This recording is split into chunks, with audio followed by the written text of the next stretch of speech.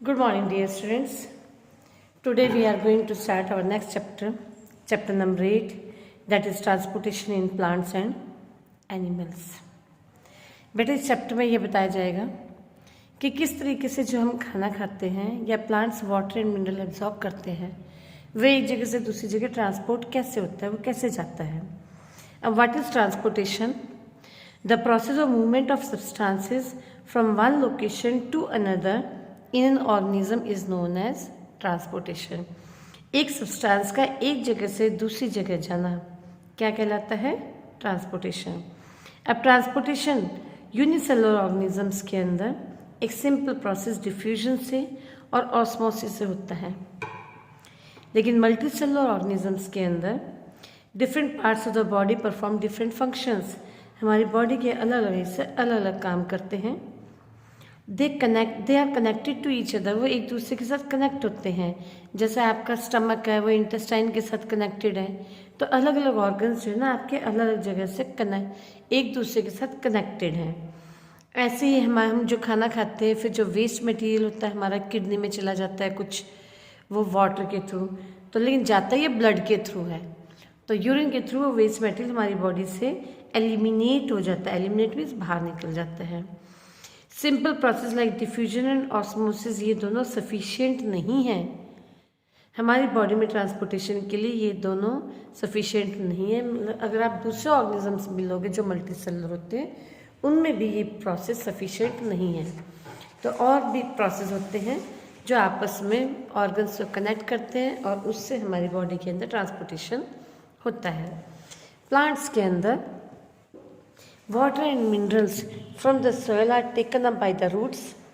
Roots उन्हें absorb करते हैं and distributed to leaves and other parts of the plant. Similarly food prepared by the leaves is distributed to other parts of the plant. ये कहते हैं जैसे कोई plant है, प्लांट के अंदर वाटर एंड मिनरल्स सॉइल से एब्जॉर्ब किए जाते हैं और ऊपर ले जाए जाते हैं. ऐसे लीव्स के अंदर जो फूड प्रिपेयर हो गया, फूड प्रिपेयर होने के बाद प्लांट के डिफरेंट पार्ट्स के अंदर डिस्ट्रीब्यूट कर दिया जाता है. अब वो कैसे होता है उसके बारे में बताएंगे. फर्स्ट आता है आपका ट्रांसपोर्टेशन इन प्लांट्स. मीन्स आपके चैप्टर के दो पार्ट्स हैं. फर्स्ट पार्ट में ट्रांसपोर्टेशन इन प्लांट्स और सेकेंड पार्ट में ट्रांसपोर्टेशन इन एनिमल्स. प्लांट्स के अंदर it is food, water and minerals, carbon dioxide and oxygen, ये सब चीज़ें ट्रांसपोर्ट होती है. देखो food, water and minerals, food पत्तों में जो बना आगे डिस्ट्रीब्यूट हो जाता है. वाटर एंड मिनरल्स रूट से एब्जॉर्ब होते हैं. फोटोसिंथेसिस प्रोसेस में कार्बन डाइऑक्साइड एब्जॉर्ब होती है. ऐसी रेस्पिरेशन में ऑक्सीजन एब्जॉर्ब होकर ट्रांसपोर्ट होती है. इस बॉक्स में food prepared by leaves sent to other part of the plants. Water and minerals roots से sent to other part of the plant. इसी तरह से कार्बन डाइऑक्साइड एटमॉस्फेयर से एंटर करती है. कहाँ से? स्टोमेटा से एंटर करती है और लीव्स में जाती है for the process of photosynthesis. ऐसे ऑक्सीजन एटमॉस्फेयर से absorbed by all the part of the plant during the process of respiration. Now first is transportation of water and minerals. Plants obtain water and minerals from the soil through roots. आप ये देखो इस diagram के अंदर ये soil particles हैं, ये root hair है, ये आपके रूट के सेल्स हैं, ये छोटे छोटे सेल्स रूट के हैं. इसके सॉइल पार्टिकल्स के बीच में एयर स्पेसेस हैं. रूट से वाटर एंड मिनरल्स एब्जॉर्ब होते हैं. Roots also have root hair that increase the surface area for the absorption of water and minerals. आप देख सकते हो कि इधर रूट्स के अंदर छोटे छोटे रूट हेयर हैं. रूट हेयर का क्या बेनिफिट है बेटा? आप देखो इधर से तो ये स्ट्रेट लाइन थी, लेकिन इधर से रूट हेयर की लंबाई बढ़ गई, मीन्स एरिया इंक्रीज हो गया. एरिया इंक्रीज होने से वाटर एंड मिनरल्स ज़्यादा एब्जॉर्ब होते हैं. The absorb water and minerals are transported to the other part of the plant by the network of tubes called the xylem. अब इधर से वाटर मिनरल एब्जॉर्ब तो हो गया, अब ये प्लांट में ऊपर जाएंगे कैसे? बेटा आप लोगों ने प्लांट्स के अंदर देखा होगा, जैसे कोई प्लांट है, उसको अगर आप खोल करके देखते हो तो अंदर जो है ना हार्ड पोर्शन होता है, थोड़ा लक्कड़ टाइप का होता है, इसको हम जाइलम बोलते हैं। तो रूट से जो वाटर मिनरल जो है जाइलम में चले जाता है और इधर से रूट के जाइलम से होते हुए शूट के जाइलम में, मीन्स स्टेम में, और उधर से लीव्स में पहुंच जाती है। ये जाइलम के थ्रू जाते हैं। तो जाइलम के एक नेटवर्क ऑफ ट्यूब्स है। ठीक उसी तरीके से ये वाटर एंड मिनरल्स को ट्रांसपोर्ट करते हैं जैसे आपके घरों में पानी आता है, ऊपर ऊंची टंकी से पानी सप्लाई होता है और वो आपके घरों में डिफरेंट पाइप से डिस्ट्रीब्यूट हो जाता है।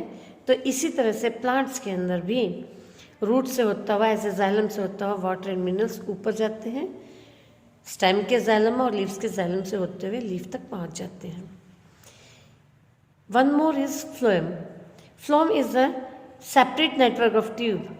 ये एक सेपरेट नेटवर्क ऑफ ट्यूब है जो फूड को ट्रांसपोर्ट करता है from leaves to other part of the plant.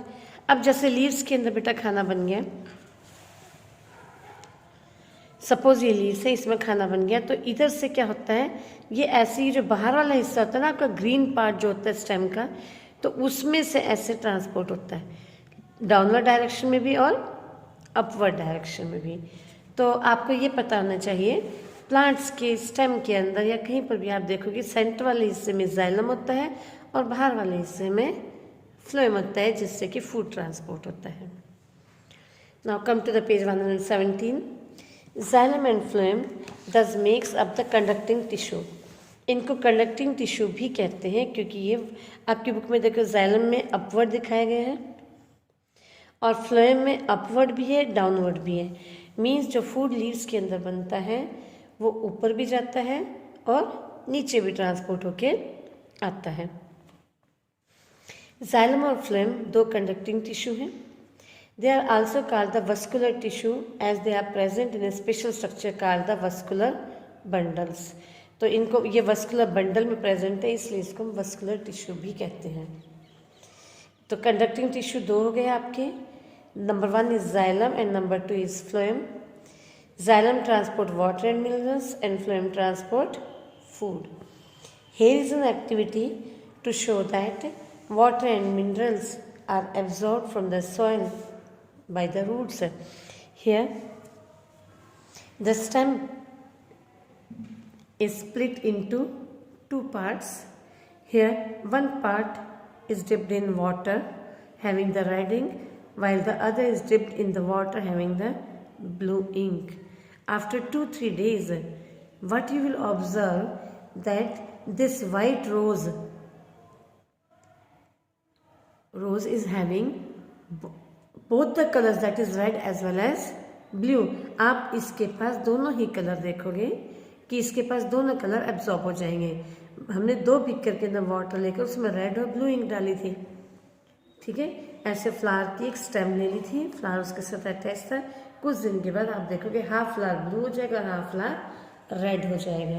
This shows that coloured water must have moved upward, कि इसमें से कलर्ड वाटर ऊपर गया through the stem to the petals of the flower. ये फ्लावर के पेटल्स हैं। Red and blue lines in the stem indicate the path for the movement of water through the stem, that is xylem tubes. इसके अंदर आपको red और blue lines दिखाई देंगे और इससे ये पता चलता है कि जाइलम ट्यूब से water and minerals upward direction में जाते हैं। Now come to the topic transpiration in plants. आप लोग ने कई बार पेड़ के नीचे खड़े होकर देखा होगा, आपको कूलिंग इफेक्ट फील होता है। ऐसा क्यों बेटा? क्योंकि जो पत्ते होते हैं ना वाटर लूज करते हैं, वाटर लॉस बाय ट्रांसपिरेशन। पत्ते जो है ट्रांसपिरेशन प्रोसेस से पानी छोड़ते हैं, क्योंकि रूट्स के द्वारा कैपिलरी एक्शन के द्वारा होता है। Water and minerals are absorbed, roots होते हैं and they are sent to the leaves through stem by the suction pressure. बेटा सक्शन प्रेशर ऐसे ही होता है जैसे आप कोल्ड ड्रिंक की बोतल में अगर आप पाइप डाल के, जो स्ट्रॉ होता है उसको डाल के अगर आप सक करते हो तो सक करने से क्या होता है, आपके अंदर हवा चली जाती है और कुछ देर के बाद आपके मुंह के अंदर लिक्विड भी, कोल्ड ड्रिंक भी आ जाती है। तो सेम ऐसे ही होता है। इधर पत्तों से पानी निकलता है, पत्तों के लोअर सरफेस में स्टोमेटा होते हैं, उधर से पानी निकलता है तो इधर वैक्यूम क्रिएट हो जाता है, इधर गैप बन जाता है सेल्स के अंदर। जैसे खाली जगह होती है तो उधर से पानी आ जाता है और इस तरीके से सक्शन प्रेशर के द्वारा पानी जो है नीचे से अपवर्ड डायरेक्शन में मूव करता है। Water and minerals are used by the plants. जो वाटर एंड मिनरल्स प्लांट्स को जितने चाहिए थे वो यूज़ हो गए। जो एक्सेस ऑफ वाटर है प्लांट्स के लिए इसमें, वो इधर से निकल जाता है और इस वाटर के निकलने के प्रोसेस को हम कहते हैं transpiration. Is the evaporation of water molecule in the form of water vapours. Water vapour के फॉर्म में आया from the plant surface, specially from the stomata on its leaves. आपने देखा होगा लास्ट चैप्टर में आपको सिखाया था मैंने, पत्ते के नीचे के हिस्से में छोटे छोटे उसके मुंह होते हैं जिसे हम स्टोमेटा कहते हैं। तो यहाँ से पानी निकल जाता है। You may wonder why A plant lose the water it is absorb from the soil. Plant ने पानी क्यों छोड़ा जो उसने एब्जॉर्ब किया था? प्लांट ने वाटर मिनरल एब्जॉर्ब किए थे न्यूट्रिएंट्स लेने के लिए। Most of the minerals are utilise, mineral तो यूटिलाइज हो गए, the water is not fully use, लेकिन सारा पानी यूज नहीं हुआ। ठीक है, it is this excess that needs to be evaporated out. यही एक्सेस वाटर जो है ना प्लांट से इवेपोरेट होना है, मीन्स इसको छोड़ देना है वो पानी जो इसकी ज़रूरत का नहीं है। हमारी बॉडी में भी तो होता है, हम खाना खाते हैं साथ में पानी भी लेते हैं ना, तो सारा पानी तो एब्जॉर्ब नहीं होता है हमारी बॉडी में, उसके बाद वो यूरिनेशन के थ्रू बाहर आ जाता है। ट्रांसपिरेशन बेनिफिशियल है प्लांट्स के लिए। कैसे? इट क्रिएट अ सक्शन पुल, क्योंकि मैंने आपको बताया जब तक इधर से पानी नहीं निकलेगा नीचे से पानी ऊपर कैसे जाएगा? ठीक है कि नहीं? वही बात हो जाती है जैसे अगर आपका पेट फुल है तो आप खाना नहीं खाओगे, पेट में जगह बनेगी तो ऑटोमेटिकली आपका खाने की तरफ हाथ जाएगा और आप खाना खाओगे। तो वही चीज़ इधर है, जब ऊपर सेल्स में पानी नहीं होता तो ऑटोमेटिकली सक्शन प्रेशर क्रिएट हो जाता है and with the help of suction pull water rises up.